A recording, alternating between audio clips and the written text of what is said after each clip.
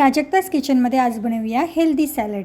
त्यासाठी लागणारं साहित्य आहे रेड सिमला मिर्च, ब्रोकोली, पनीरचे तुकडे, मका आणि किसलेली कैरी।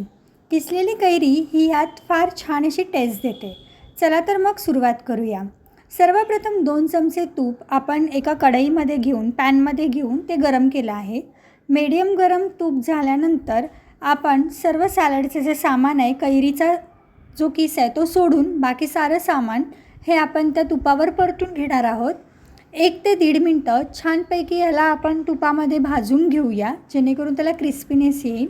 आठवणीत घ्या, कैरीचा जो किसलेली कैरी आहे ती आपण साईडलाच ठेवलेली आहे।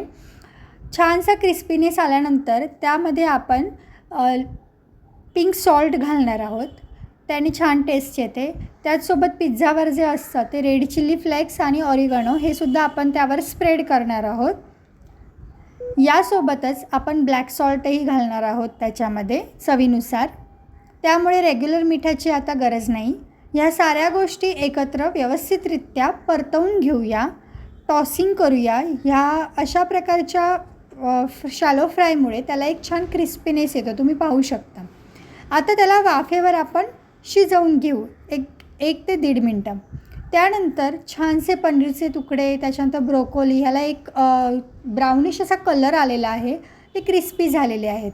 आता थोडासा गुळ पावडर इथे मी घेतलेली आहे, चमचाभर गुळ पावडर आपण इथे टाकणार आहोत आणि त्यानंतर किसलेली कैरी टाकणार आहोत।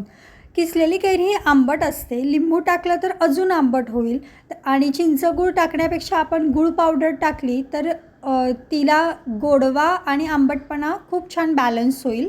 त्यात 1 वाटीभर पाणी टाकू, कारण ब्रोकोली ही शिजत नाही पटकन, म्हणून। आता याला आपण 1-2 मिनटं ह्याच पद्धतीने वाफवून घेऊ। ऑलरेडी भाज्या सगळ्या टॉस केलेल्या असल्यामुळे, तुपामध्ये परतवून घेतलेल्या असल्यामुळे त्या क्रिस्पी झाल्यात। हलकंसं पाणी टाकल्यामुळे शिजून गेलेल्या आहेत।